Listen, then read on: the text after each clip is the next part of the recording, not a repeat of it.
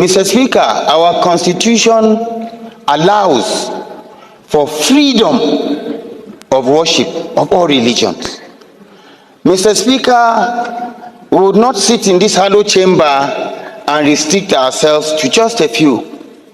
If we begin to put such components into the constitution, tomorrow the ecclesiastical faction comes up. The day after, the traditional faction comes up.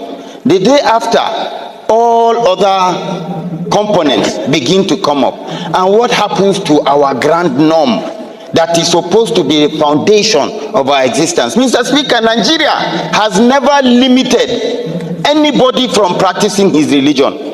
You go to states like in the north where you have Sharia being practiced as the criminal code for those states. It is because it's peculiar to them as a people and as a presence. By the time we begin to expand it and bring it into our constitution, we are not an Islamic state.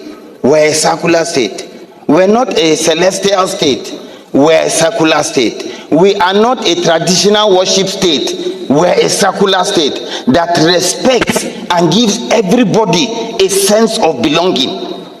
We're a nation. We need to be sensitive to the mood and the existence, freedom of speech, freedom of association, to live in happiness, not a scenario whereby there could be some misconceptions. To this end, I wish to crave the indulgence of the sponsor of this bill that he steps it down for more legislative input, and consultation, which would be more in tune with our beliefs and the norms. But I do not believe it is a legislation that should pass for second reading. I so submit. Mọ̀mọ́ tún dé o, gbogbo fáǹsì mi lápapọ̀ láti Nàìjíríà títí dé diaspora. Ogundebode o, Jésù. Bẹ́ẹ̀ ni ìyẹn rí o, ìdámọ́lẹ̀. Ìyẹn fọ́lúwà mi, ìyẹn fọ́lọ́ mi láti Nàìjíríà títí dé diaspora. Ìpẹ̀lẹ́ yìí káàsán ikọ́ orí ikú òru o, ikú àìjì. Mo kí gbogbo ibi tẹ́ ẹ bá wà ní o. Èyí tí mo bá wálé ní èsì kékeré. Ọ̀rọ̀ líla ni. Sọ̀pọ̀ndé olóògbé òkúta má jàmbá ni o. Èèyàn gọ́fíńmẹ̀ntì rí a.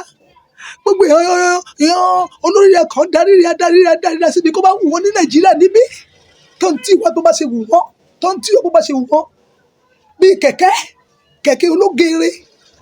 Wọ́n ní gbogbo tó wá wálé báyìí pé ọ̀rọ̀ ibi pa wá yẹn kò tiẹ̀ kàn wọ́n o. Ẹ̀rọ kan rán ló ṣẹ́ rárá. Ẹ̀sìn yẹ kankan nínú rẹ̀. Àwí àwọn jádulé kejì ní èsì nǹkan kan o. Àwí ọ̀rọ̀ Sharia lọ́kàn. Ọ̀rọ̀ Sharia ìwọ kan bá ti yàlè, ìwọ kan bá ti ṣe díẹ̀lẹ̀ tó máa ń ṣe yẹ.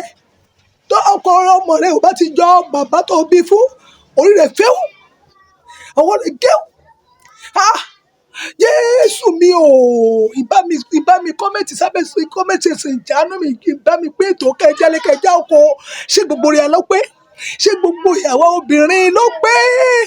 Kẹ́ sọ fún mi, obìnrin mélòó ló pé? Tó bá kó bílíọ̀nù sílẹ̀, bóyá náà máa rí 10,000 obìnrin tó pé dáadáa o.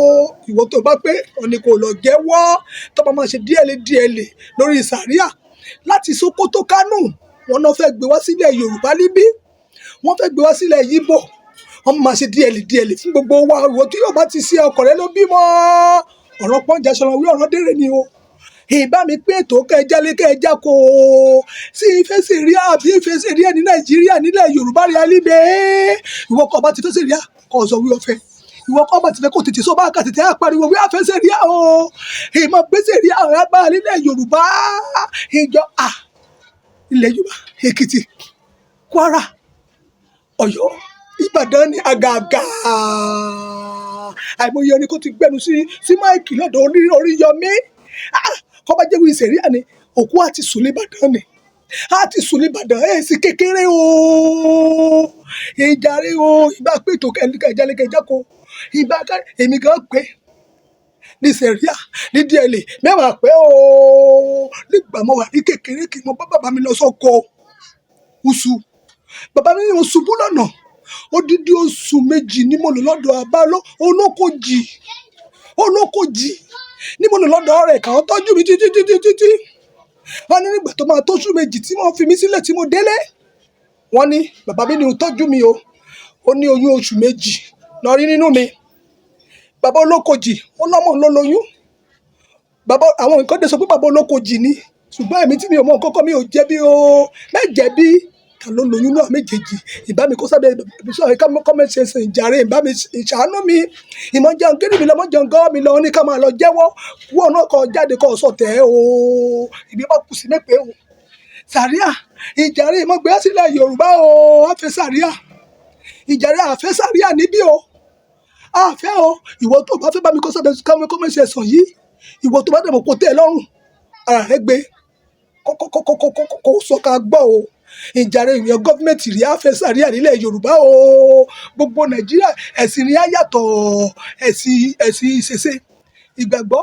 àti kírísítẹ̀nì àti mùsùlùmí là á ṣe o a kì í ṣe ilẹ̀ mùsùlùmí a ṣe mùsùlùmí ìlú rẹ̀ a ṣe ilẹ̀ mùsùlùmí gbogbo rí a Yorùbá Haúsá Ìgbò Ṣẹ̀kírì àti Ẹdó ẹ̀sìn rí àyàtọ̀ o ìmọ̀ gbèsè rí àwa o níṣẹ́ rí àdìmẹ́pẹ́ ní ìpè ìmọ̀ bínú Káyìndé lẹ́ sọ̀rọ̀ Káyìndé òun lẹ́ sọ̀rọ̀ ẹjọ́ torí Ọlọ́run ẹ bá mi bẹ̀ wọ́n kọ́ bá gbèsè rí àwa mẹ́pẹ́ o ìwọ kọ́ bá mọ̀ wí ó pé náà sọ̀tẹ́ o kọ́ jẹ́wọ́ kọ́ dásòrò ìbá mi pé ètò kẹjálé kẹjọ́ kọ́ lálọ́ pé lẹ́ sọ̀rọ̀ ìyé Èkìtì parapọ̀ ìní dààmú o ọwọ́ kìíní sí ètò ìní mi fi gbọ́mọ sí fi mọ̀ sàrí ọmọ wọ́n ní gé yín lọ́wọ́ lọ sẹ̀rí àní gé yín lọ́wọ́ ìní gé yín lẹ́sọ̀ ìní gé rìnrìn fẹ́ù ìjàre ìbá mi pé ètò kẹjá kọ́ lórí YouTube mi Ronke Jámọ́láyà ìbá mi subscribe ẹ mọ̀ bọ́ ṣe é pé ìjọ ìṣẹ̀nú ajé ìmọ̀ jẹ́mi kúkú òjijì àní kúkú òjijì o àní kúkú sàríà nílẹ̀ Yorùbá rí alíbẹ̀ o.